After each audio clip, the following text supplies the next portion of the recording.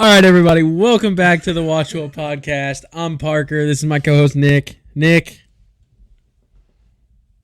moving on. Yeah.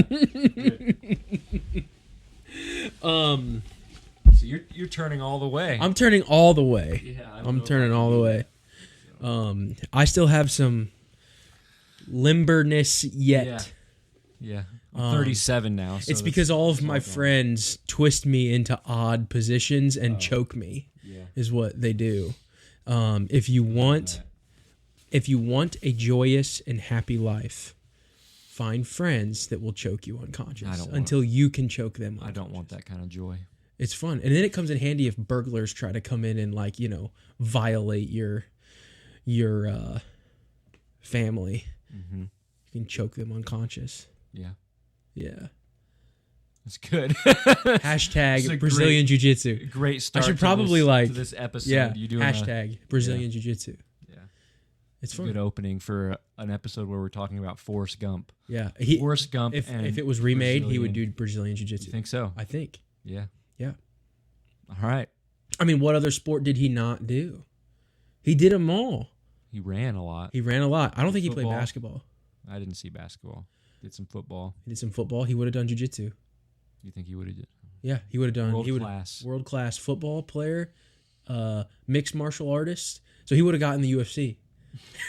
All right. And he would have won. He would have tapped all those fools out. I think you're creating a different movie. Possibly. Yeah. I think that's a different movie. But okay, so we're going to get somewhat serious here. Subscribe, like, follow, share. All of the social media things. Check us out on Instagram, Twitter, and Facebook. We're the WatchWell Podcast, where we watch movies well, and we watch to essentially get better at seeing biblical teachings in life. That's essentially the premise. We pick a movie, we watch it, and then we discuss whether or not it lines up with what the Bible says is true, or we talk about plots and character arcs to bring out biblical teachings and talk about it, because if the Bible is true, what did I say the last podcast? What did I say the last one? If the Bible's not true, stories won't relate. That's what I said. If the Bible's not true, stories wouldn't relate. So, in order for stories to relate, that would mean that the Bible must be true. Mm-hmm. What's the argument? There's no better argument than that. Yeah. That's it. Yep. So Forrest Gump. Forrest Gump, dude, what a great movie. Really? Love it. You love it. I love this. I was kind of bored. You got me right there, man. Yeah. Dude, what do you... I'm going to throw the microphone at you. Yeah, I don't think it's a bad movie. That's what I heard you say. I did not... You just said... No, it's on camera. You just said, this is a terrible movie. I hate it. I'll never watch it again. I think that's what you feel like I said. Yeah, so... I thought it was okay. But so it's not one of my favorites. Not... I think Tom Hanks does a great job. I like it, but it's definitely in my top 10. Really? Yeah. Well, a lot of people agree with you. I mean, I'm definitely in the minority. Okay. So, but it means I'm right. I mean, you can think that. Yeah. I just didn't enjoy it as much as a lot of other people do. Okay, so what about it took away from your ability to enjoy it? So I haven't really thought about that part of it all that in depth. Honestly, it could have just been it could have been the fact, my enjoyment could have been impacted by the fact I was just watching it for, the third or fourth time, and it was more background noise than actually really sitting down and watching the movie. But there are certain movies where I'll put it on as background while I'm doing something else, while, I'm finishing something up or typing something, and I'll put on a movie. And there are certain movies that, even when that's the case, I can't help but to be drawn into it. And this movie didn't do that. So, and it might not even. So, I guess what I'm trying to get at is me saying it was just okay might not even necessarily be the case if I were to actually sit down and focus in on the movie. But I guess other movies have a tendency to pull me in even if they're not in my primary focus. And this one really just didn't. So I would say that, and I can't really give you reasons why it didn't or anything like that, because again, it was just kind of my background. Nothing was happening to draw me really into it. That's not to say though that I do really think there's some really good themes and some, I think it was a well-made movie and all of those things. It was just, if I'm giving just an opinion on the film itself, it didn't do much for me, I guess. Okay, so you loved it. Thought it was okay. I thought it was okay. So Forrest Gump was rated PG-13, released in 1994, and I believe it won the Oscar for Best Picture for the year it was made. IMDb rating is an 8.8 out of 10, and that makes it, according to IMDb, the 11th greatest movie of all time. So I am going to date myself. All right. I was 2 years old when this movie came out. I was 7. That means you're old. Yeah. I was 7. I love this movie. I love this movie. Do you know how old you were when you first watched it? No. No. Very young. Like probably 7 or 8 would be my guess. Okay. And ever since then, I've loved it. Yeah. Had no idea what I was watching then. Right. And then I grew up, and now it's kind of funny what you miss. Yeah. But I have always loved this movie. It's a fun movie. It's lighthearted. It's got everything that kind of plays at the heartstrings, and it's just easy to watch. Mm-hmm. And it's got nostalgia. Yeah, the whole movie is nothing. It's nothing but nostalgia. And then and it's good nostalgia. It's done in a creative way. But it's the type of nostalgia that is timeless. I'll use that word again. I know you love it when I say timeless. Yeah, timeless. It's timeless because it wouldn't be nostalgic for me because I was born. That's why I say I was born in 1992. So most of the events of the movie I didn't live through, and it still feels nostalgic to me. You grew up learning about all these because things. I grew up learning about it, but it's also just seems very American. There's like an American feel to the movie, and I'm specifically talking about my perspective. I don't know if others would agree, but it just seems, I don't know. It's just a feel good movie that makes you feel,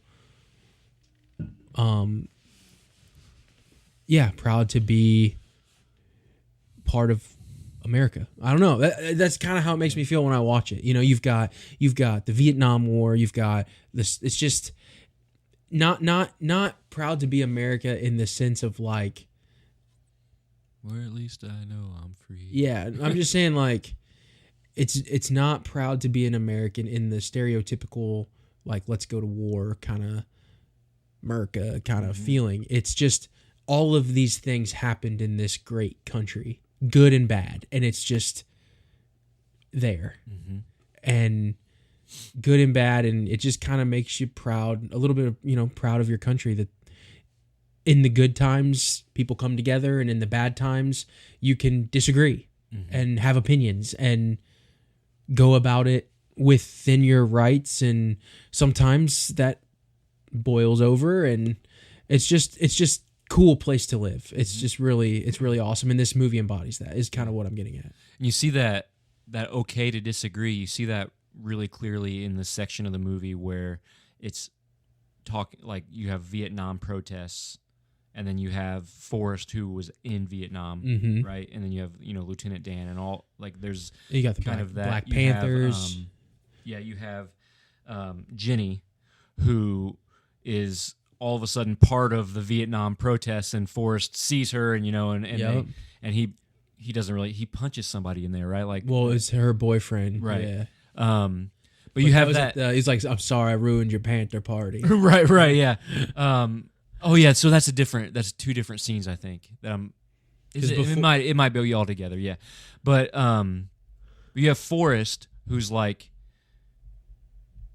can't be anything other than optimistic and positive, but contrasted with these protests where they're talking about, soldiers going to war when they shouldn't be, and all of those things. But you have this contrast throughout the whole movie of this optimism, even in the midst of like some tragic things going on. You have this optimistic main character who's guiding you through everything, but guiding you through both good and bad things. Yes, and I would also use the word innocent. Mm-hmm. Because there were times where he wasn't. I would say there were times where he wasn't optimistic. I think that he mostly was. I agree with you. I would just say that, and we can get into your first theme here too, but I think that's kind of where it starts is with the feather. Mm-hmm. Innocence.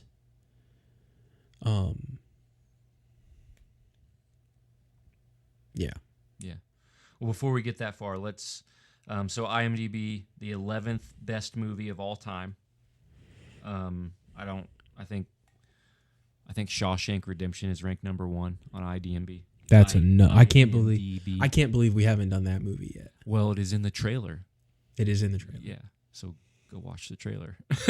for WatchWell. We've gotten a lot of good feedback on that, by the way. It's great. I did nothing for it. Yeah. You did that. It was great. You did a great job. Posted it. It's fantastic. I also got some bad feedback too, but it was in good faith. Okay. It was only one person though. You'll have to tell me that when. Fair enough. Yeah. I haven't heard it.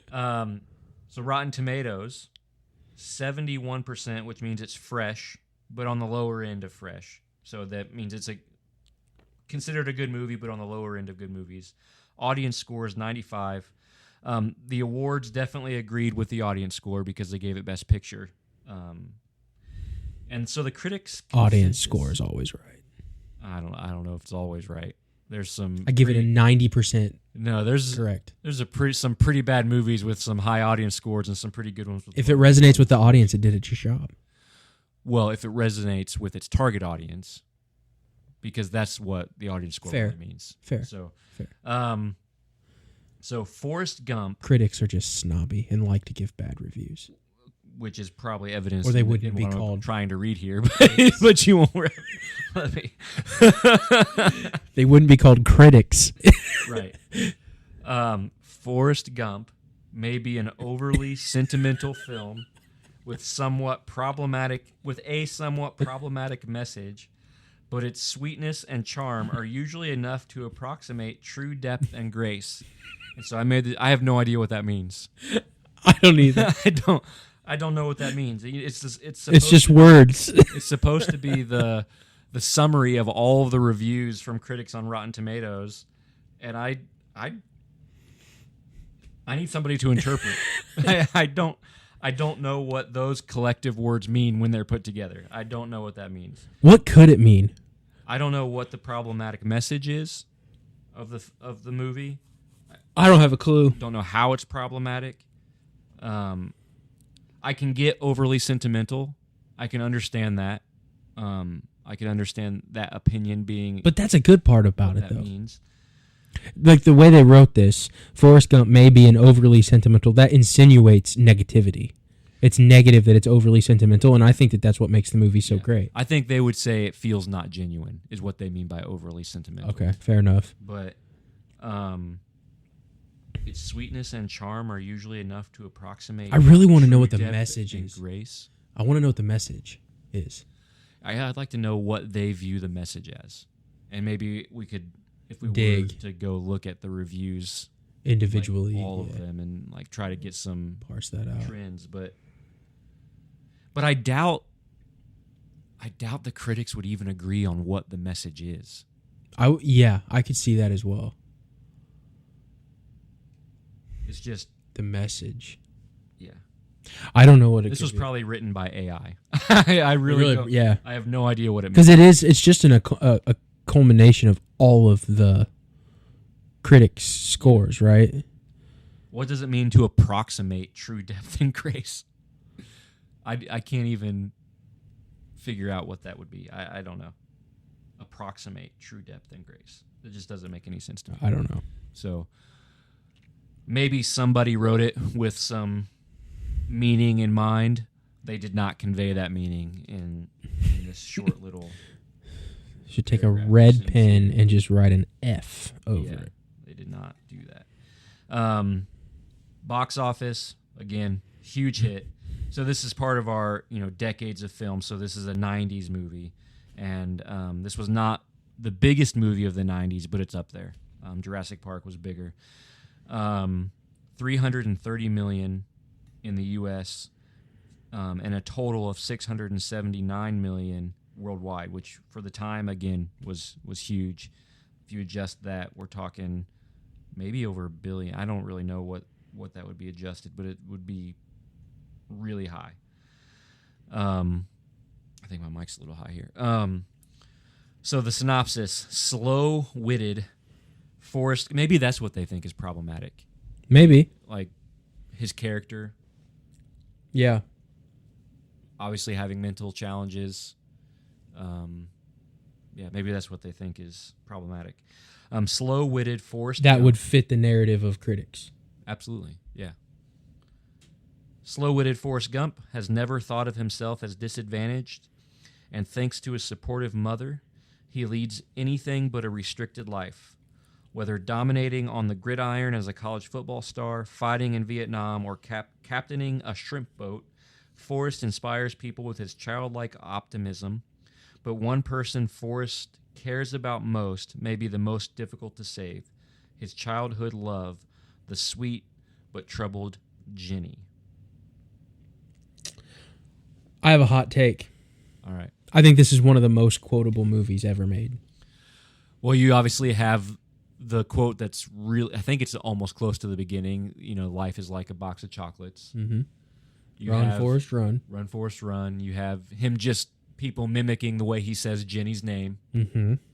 What else? Are there any other? Yeah, so when, at the very beginning of the film, when he doesn't get into school, and the principal or whoever that guy is walks out of their house, and he says, "Your mom sure does care about your education, boy." Yeah. That's hilarious. I've never heard it quoted, though. Oh, I have quoted it myself. Oh, have you? Okay. Yeah. I just think it's super quotable. Yeah, Lieutenant Dan. Yeah. I remember being in elementary school, everyone always quoting "Life is like a box of chocolates." Yeah. Because I was You never 7 know years what old. it I was is. first grade. All through elementary school, people would quote that nonstop. I don't think I would let somebody that young watch it, but kids my age at the time were just like, I don't know. Maybe they saw it, but they were quoting the movie all the time. Maybe they just saw it in the trailer. So speaking of that, it's rated PG-13. How old do you think somebody should be? I think 13's a good age. You think 13? See, I might say 16. I could see that. I could see that because there's some nudity in the movie. Yeah, and it's not. It's not grotesque, and not that we're condoning nudity. We're just it's like kind of in the background. Yeah, it's a magazine photo. And if I then remember correctly. and then Jenny when she's on stage singing. Okay. But she's covered like she's covered, but she's like that she's naked. Oh, okay. Yeah, yeah. But the only actual nudity with where you see body parts is an image of a Playboy magazine. And Well, Forrest, I think you see some rear nudity of her when she's on Do you? stage. I think so. Okay. I don't remember that, but yeah, I feel like I only know this because I'm a camera guy, and there's a scene from behind the stage looking at the audience of the two men that are heckling her okay. and trying to pull her off the stage. And then when it cuts to that camera angle, I think you see her butt. Okay. Yeah, I don't remember that shot, but But again, I had it in the background, so I might have just missed that scene or that shot, that specific camera angle. I think I would go as far as to say there's only one movie that I've seen more than this movie. Really? Yeah. I think I've seen this movie the second most. Is it Back to the Future? No, it's Gladiator. Oh, yeah. I've watched Gladiator countless amounts of times. Yeah. But this movie, when was Gladiator released? Was that 2000? I have no idea. That could be our 2000s movie. It could be. We do that. It's a great movie. Yeah. But I'm just saying that, like, I mean, I was the kid that put Gladiator on when I was home sick from school, and I would watch it 5 times because I loved that movie as a kid. Just stayed home from school and watched Gladiator all day. I love that movie. But I think Forrest Gump, just because it's often on TV, like still showed on TV, and whenever it's on, I just usually just watch it because I love it. No matter what, you just pick it up wherever it is and watch it to the end. Yep. Yeah. So I actually think this probably should have been rated R, in my opinion. Really? I feel like it probably should have been rated R. So you have lots and lots of scenes about Forrest learning about sexual and sensual things. Some of that's from Jenny. Some of that's from other people in the story, but I just feel like, so like you have the scene where Forrest goes and visits Jenny at a school, and what happens there, and there's a roommate in the room and all that stuff, and then so in my mind, I just think all of that combined with the one image of nudity that's in it, I can't recall like how many cuss words or anything, so that's not even factoring into my. And there was a lot of swearing that was bleeped out, but that's the nature of that protest. Yeah, because that was when they were protesting Vietnam, and that was another quotable part. He's like, there was a guy there, and he liked to say the F word.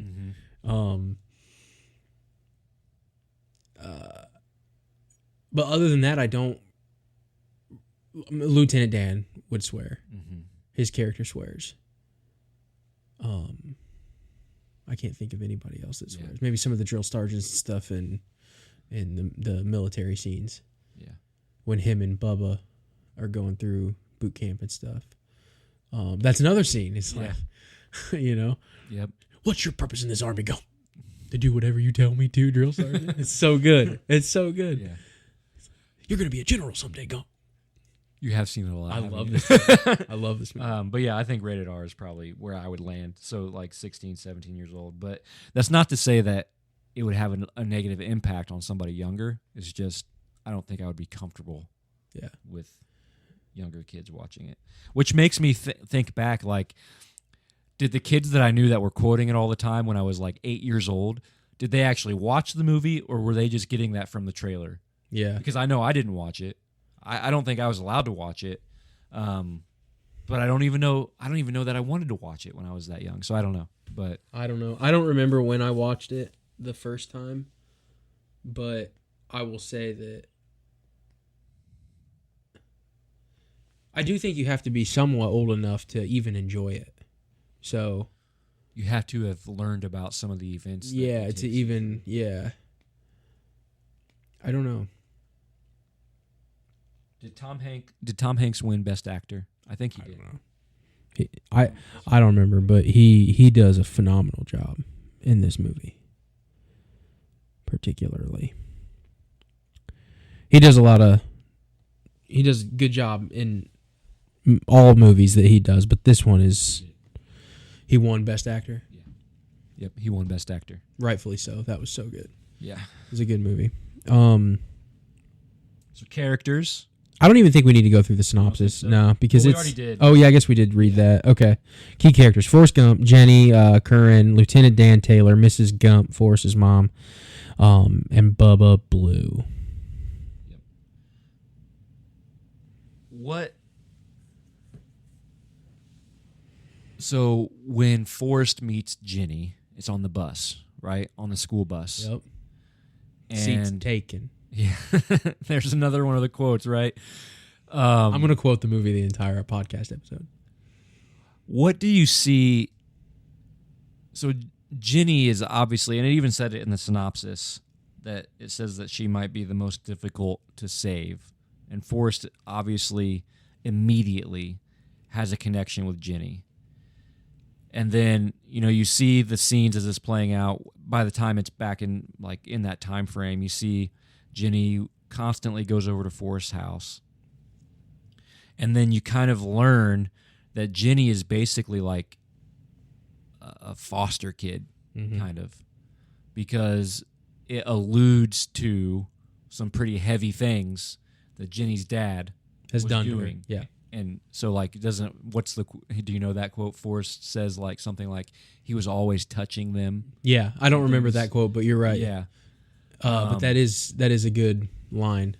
So he was always hugging and kissing. Always hugging. Yeah, that's what he says. Yeah, that's exactly what he says. I feel like who you see Ginny as a kid and what she's going through as a kid, I think there's probably not a character that makes more sense than how she ends up as an adult. Like, you see that connection, because I think that's how things play out a lot, is kids who experience trauma, like damaged, and I don't mean damaged like unfixable or like anything like that, anything that they did to themselves, but I mean kids who have experienced trauma, who have been abused in some way, the difficulty that then comes to just have happiness in life.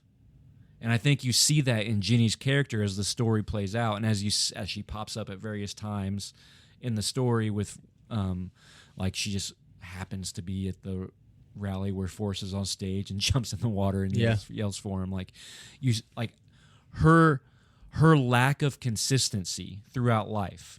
Like, she's a protester. She's with the Black Panthers, and then there's just all these different situations. She wants to sing at some point. Like, there's all these different things that she just kind of jumps and gravitates to, and I feel like that is normal for people who've experienced like that type of trauma. Well, it makes sense, because if I'm not a doctor or anything like that, but when something happens to you, I think the usual steps that are taken by the person that has been victimized are to be anything but themselves. Mm-hmm. And you see that in Ginny for sure. She says, "Oh, I want to be a singer like Joan Baez." That line. Mm-hmm. And when she takes Forrest into her dorm room, because she goes to an all-girls school, mm-hmm. and she's like, "I want to be a singer like Joan Baez." So then it's like chasing fame and chasing these different people, becoming a part of organizations that are bigger than yourself to escape. It's all escaping who she is because of what her dad did, and then later you get the drugs and the story goes on from there. But yeah, I think that's important to point out, that it's all a coping mechanism to, I can't be me because I don't want to be. Mm-hmm. Yeah, for sure. What do I think of Lieutenant Dan? I read something recently that said that he was on the list of greatest movie characters ever created. That's interesting. I wouldn't have picked that out. I think he's got a great character, but I wouldn't have said greatest ever. Yeah. I mean, his is a story of peace with himself. Really, that's everybody but Forrest throughout the story is peace with themselves. Mm-hmm. That's really what it is. Come to grips with who they are, self-realizing, and being okay with the life that they lived. Because Dan thought he should have died in battle, right? Yeah, it's all about like how, Jenny, it was escaping herself until she forgave herself. Essentially, generally speaking, she forgave herself for what happened to her, because it wasn't even her fault. She was born into a family that she had an abusive father. Mm-hmm. Lieutenant Dan was overcome with sorrow for not fulfilling the family outcome. Yep. He was supposed to die. Died in a war, and he was supposed to do that and didn't. So he was because of Forrest. Yeah. and he had to come to grips with that. And then not only was it because of Forrest, he had to thank Forrest because Forrest is the one that saved him. Mm-hmm. So there's just a lot of that in a lot of the different characters. Mm-hmm. And then most of the other characters were more consistent. Yeah. How much screen time do you think Bubba actually has? Because when I thought back to Forrest Gump, when I've seen it in the past, before I watched it this time, I felt like watching it this time, I was kind of surprised by how little he was on screen. Mm-hmm. But despite that, he's one of the more memorable characters. Mm-hmm. I don't remember him. He's just in a small section, it seems like, of the movie. He doesn't, like the other characters, like Jenny and Lieutenant Dan kind of span the entire thing. Like once they're introduced, they pop up at various points throughout the entire movie. But, I mean, Bubba dies, obviously, but sorry if you haven't seen it. Spoiler alert. I just remember, so he was a memorable character because he's kind of the mirror image of Forrest in a lot of ways, but he's not in the movie very much. Yeah, I guess I've not really thought of that.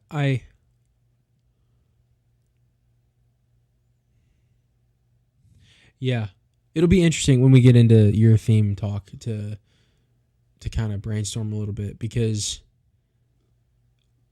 I've got some thoughts now that I'm thinking as we're talking, what's good. But I think that it is rare to have, you need a character in the places of the film that Bubba is in. He's absolutely needed. Mm-hmm. Because somebody had to be there to get Forrest through boot camp and then through the war. Mm-hmm.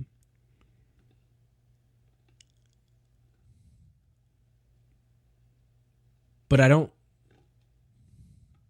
it's not often that the character is that beloved because it's such a short time. Yeah. He's normally you either absolutely need the character and it's not beloved, or you don't really need the character, but they write the character so well that it's beloved. Mm-hmm. It's not both, usually. Mm-hmm. So yeah, I just it's something that struck me that he wasn't on screen very much, like very long. You know, in that section where he is there, he's there a lot. But if you were to put that in proportion to the rest of the movie, it's not a long time.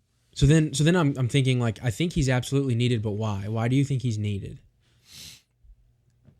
Like, superficially, he has to get Forrest through boot camp. Mm-hmm. But I think the reason why he's so beloved is because he's another innocent. He's like Forrest. He's like Forrest. Yeah. But why do you need another Forrest for it to work?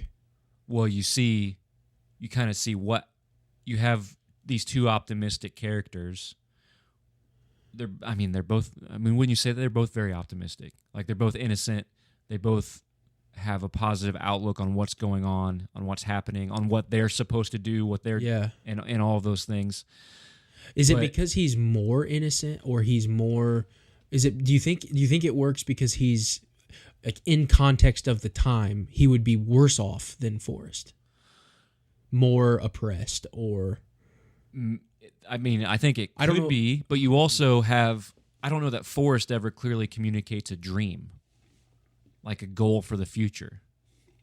But Bubba does, doesn't he? Yeah, the shrimp boat. Yeah. And that's what Forrest causes Forrest to go do that. Right? And so I think you have the same innocent character, but this one has hopes and aspirations and dreams. That's fair. I think that's good. And then those are denied him. So then he can't. Yeah, because he dies. Yeah. Again. So why do you need Forrest for the script to work? I know I'm probably beating a dead horse, but I've never thought of it this way. Why do you need Forrest to befriend this person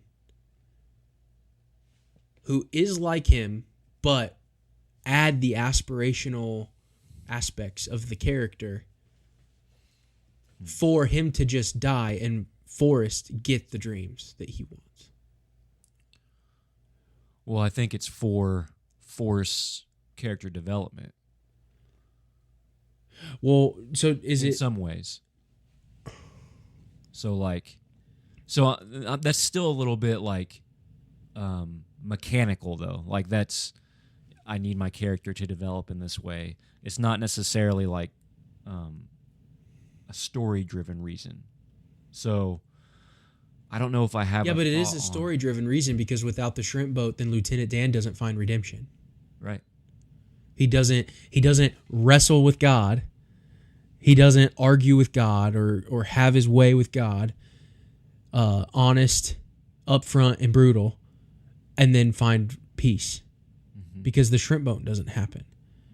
So it's just interesting to me that, and I think that's why it works is because they thought so deeply about Bubba's character, even though it was such a small screen time. He made the biggest impact on the most people, maybe. You know, I mean, Forrest made big impacts, but as far as I'm thinking right now, it's not very deep impacts. Most of the stuff to Forrest happens to him. Yeah. Other than him saving his army buddies, or as many as he could. Right. Him creating the smiley face. Him affecting the nation on the run. But even that, those are like on a whim, spur of the moment things because of the like, doesn't even say I just felt like running. Yeah. And he starts running. Yeah.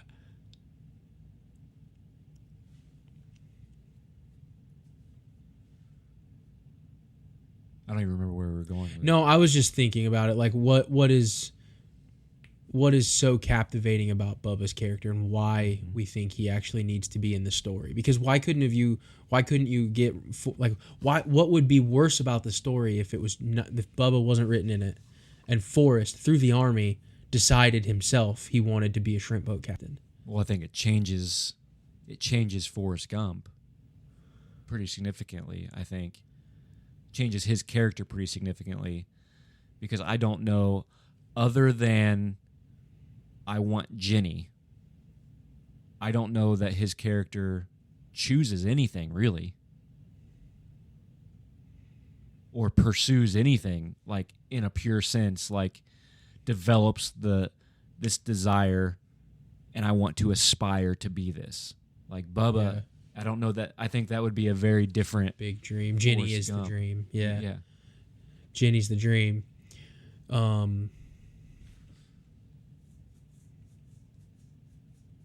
It is interesting to think about because he is memorable. Bubba is definitely memorable. Yeah. Yeah, I don't know if I have an answer. I just am kind of thinking it's just interesting to think that they wrote it that way because Bubba had the dream of the shrimp boat. And I know that like I was trying to suspend a little bit of if Forrest comes up with that, there's no basis for him to even come up with that because Bubba has that dream because his mama before his mama served shrimp and her mama before her mama served shrimp and her mama before her mama served shrimp. More quotable. So I just don't know. Yeah, I would have loved to been in the script room when they're writing that and like just reason with them on why they wrote that character. So let's get into the feather because I want to talk about the feather. So the feather. So this theme, I called it and wrote down the feather and the hand that guides history. And so if you've seen Forrest Gump, you may or may not. I didn't remember this. I completely forgot that the first thing you see is a feather being guided by the wind. The wind there's a feather in the air and it's just blowing in the wind. It's the first thing you see, and it continues to blow. And you have the movie score gets a little bit louder, and you hear it, and you still see the feather flowing in the wind until the feather guides you to Forrest while he's sitting on that bench. It's a bus stop, right? So he's sitting there, and he's waiting on the number 9. Just like we talked about with Rocky, they open their movie with an image of Jesus that never comes back again, and just like the character Bubba,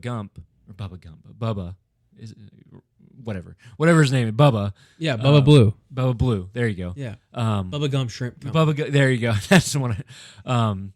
Just like the character of Bubba is there for a reason. They didn't just randomly say, "Oh, let's just do this." No, this character serves a purpose, and it's going to help us tell our story better. So we need this character here to fulfill this purpose. It's the same thing with the opening image of a movie. The first thing you see matters in a movie. So just like seeing Jesus at the opening of Rocky matters to the story, this feather matters to the story of Forrest Gump. So it's telling us something about, maybe it's setting the tone or telling us something to expect about the story. And then as you watch the movie, you see Forrest being guided through all of these different events in history. And he's not necessarily, like we said, he's not the one pursuing things. He's not the one like, I want this, I'm going to go after this. I want this, I'm going to go after this. He's kind of by chance finding himself in all of these situations, right? And that happens all throughout the film. And then at the end, the bookend of the movie is Forrest back at a bus, where a bus just took his son to school.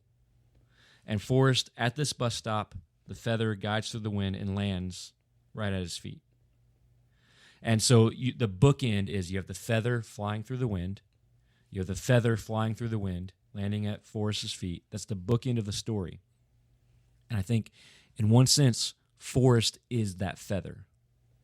The story is telling us that Forrest is the thing being guided by the wind, like for lack of a better word. He's being guided by the wind through all these things. By chance, all of these things are happening. So the question is, the wind guides the feather.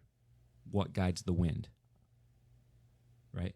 What is in control of the wind? What is in control of history? What is I guess to play my hand a little bit, who guides history? Who brings events in and puts people into the positions that they need to be in throughout history? And it seems to me that you have two ways of thinking about the movie Forrest Gump. You can literally think that it's all random and by chance, right? That it is literally just a feather and the wind blows the way it blows, right? It's just, it guides it where it goes. Or there is something in control guiding that. So when we think about the feather and the hand that guides history, obviously what I'm alluding to is a God who has created the universe to function in a certain way, a God who has created things that will bring him glory, and a God who holds all things together as well. So Colossians, let me open up my Bible here. Colossians chapter 1. I'm going to take a second to turn there. Hopefully I don't pass it too many times. So Colossians chapter 1, verses 16 and 17. It's talking about Jesus. For by him all things were created in heaven and on earth, visible and invisible, whether thrones or dominions or rulers or authorities. All things were created through him and for him, and he is before all things, and in him all things hold together. So who's guiding the wind? Jesus guides the wind. Jesus is the one with control over creation. Jesus is the one who the wind blows for. He is the purpose of the wind, and he's the one who causes the wind. Like, Jesus is the one guiding history. Jesus is the one guiding Forrest in this story through all of these events and culminating in the end of the movie where Forrest has a son and eventually gets Jenny. All of the pain, all of the happy times. So, spoilers, Jenny dies, right? And Forrest is left alone with his son there. All of the pain that happens, all the deaths that take place throughout Forrest's life, everything that happens to him is not just purposeless. It's not purposeless events that mean nothing. Even if he's not the one, Forrest, causing this and putting himself in these positions, there's a hand guiding history, and it's for a purpose. And all of the pain is it's not meaningless. It's not empty. God is guiding it, and will bring him glory, and it will be for the good of the one who loves God. So Romans 8:28 says just that.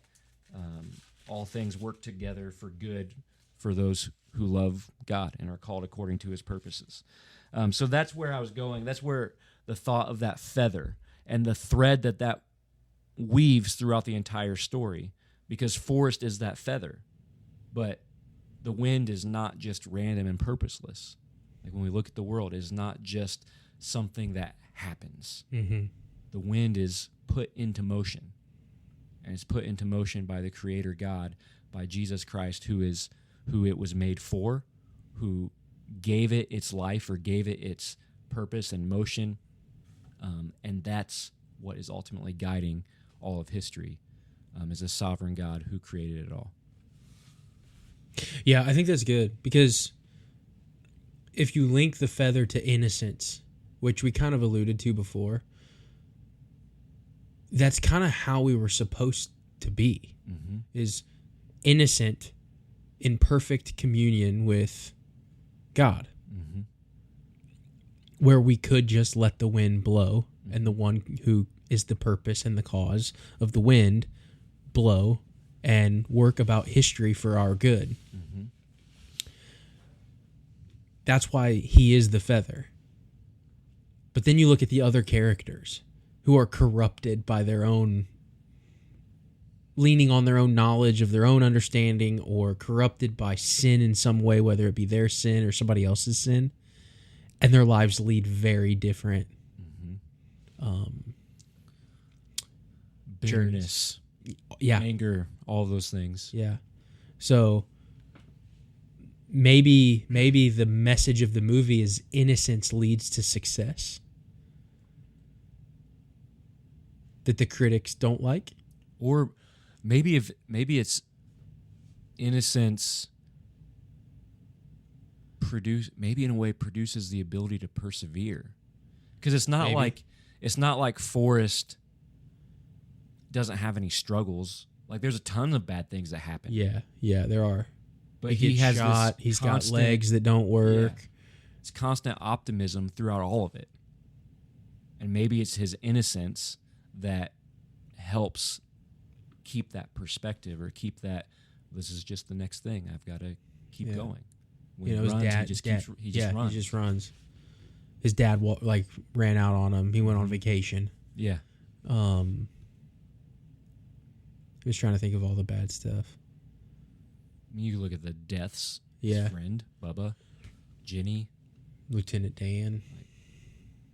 The stuff that he had to see Jenny go through in a lot of the movie. The guy that hits Jenny. Yeah. All of that is... But he's also bold. Because that's what he tells Jenny. Like, you shouldn't let him hit you. Yeah. Direct. So he's... truthful. So I think that's really good. I love that. I just, but he's also the most forgiving. Because it didn't matter what. Like, Jenny was the prize, and it didn't matter what she did. He was. It was okay with him. Like, he was just come home. So he kind of got that going. I wonder if there's a little bit of the way you said that just made me prodigal think son.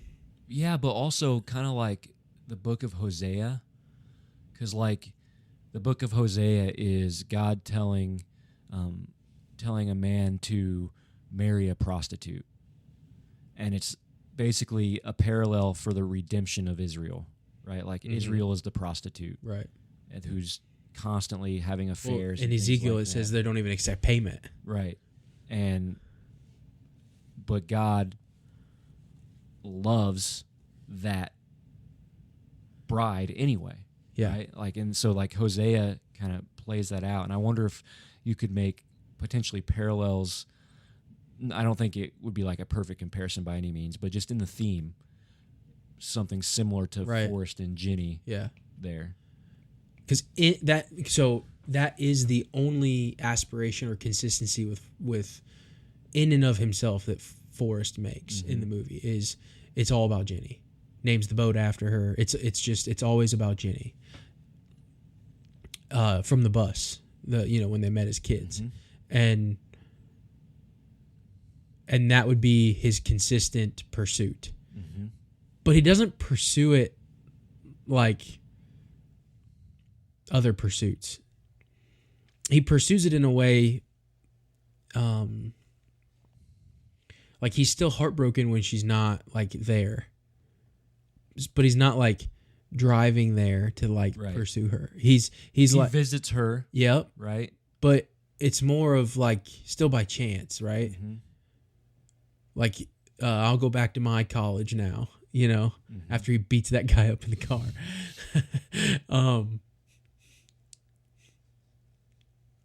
It's more of, and I don't know if he's even aware of this, but it's more of when this is ready to happen, when she's ready for this to happen, he'll be there. I don't really know where I was going with that, but that would be the only,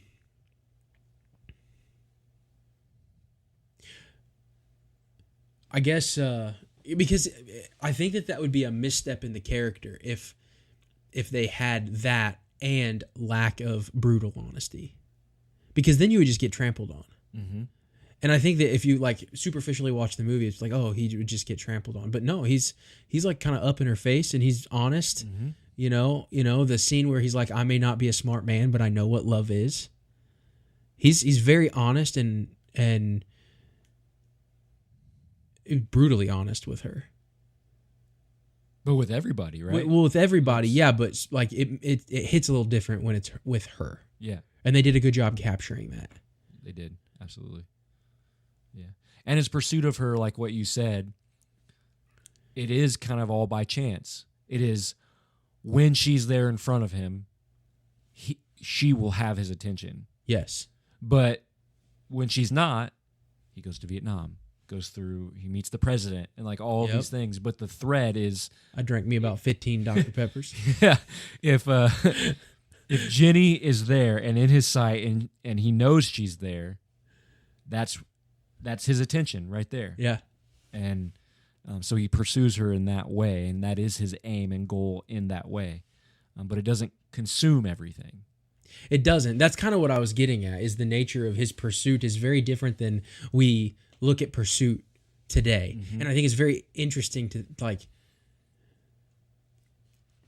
is that more like how Christ pursues his church versus what we would stereotypically think in modern day America as pursuit? I think modern day America pursuit is more like on the scale of Forrest to Stalker. The modern pursuit would be center Stalker side of the spectrum. Yeah. Does that make sense? Yeah. Modern day. Right. But I wonder if the way Christ pursues his church is more like Forrest, the way he pursues Jenny.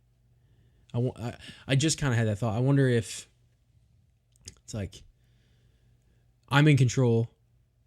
I'm bringing about history. But when you're ready. Or I'm going to bring about history in a way that will prepare you to be ready. Yeah. Interesting. I don't know if I have any more to say about that. Nope. I don't think I do either. But as far as forgiveness goes, like some of these other topics are easy. Like we mentioned, Lieutenant Dan, the redemptive nature of Lieutenant Dan, how he had to, come to grips with himself. Jenny was kind of the similar way. Forrest, just the unconditional love that he had, where he was just, whenever, I'll take care of you. And he kind of demonstrated that with his mom too. Mom was probably the most determined character. She was determined to get her boy where she wanted. And determined for him not to be seen as different. Yeah.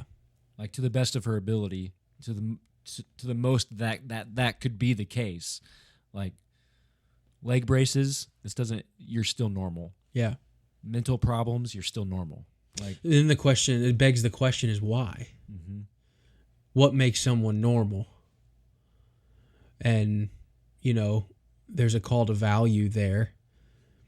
And I would say that from our presuppositions, it was because we're all made in the image of God, which is why everyone has value. Mm-hmm. So you could draw a parallel there for sure. But yeah, how long have we been going? Oh, we're about an hour. That's pretty good. Yeah. You want to get to your questions and then? I mean, I don't even know if we really need to do that, but there's tons of historical events that go on. We already talked about Tom Hanks' performance, mm-hmm. So he obviously did a great job, won Best Actor. We asked this for Back to the Future too, but are there any recent movies similar? I feel like there is. I just can't think of it. Maybe The Fabelmans, similar in tone, would be something that. I feel like there was something that was recently done within the last, I would say, maybe 5 years that was similar in the sense of recalling historical events and stuff like that. But I don't know. I'd have to think about that a little bit more. Mm-hmm. But I love this movie, man, clearly. Yeah. I love this movie. What you've seen more than anything, right? And it's the most quotable. It's so good. Yeah. So that's all we got, I think. Yeah, the thing that's most puzzling is the critics' consensus. Problematic message. I don't know what that could possibly. Yeah, I don't know either. But cool. All right, that's it. Social media. Do the social media thing. Like, subscribe, share the podcast. If you could do us a favor, share the podcast trailer with somebody new that you don't think watches the podcast or listens to the podcast, and send them something and let them know a little bit about what we're about. And head over to Facebook, Instagram, and Twitter. Like and follow. Not subscribe. That's YouTube. And we will see you in the next one.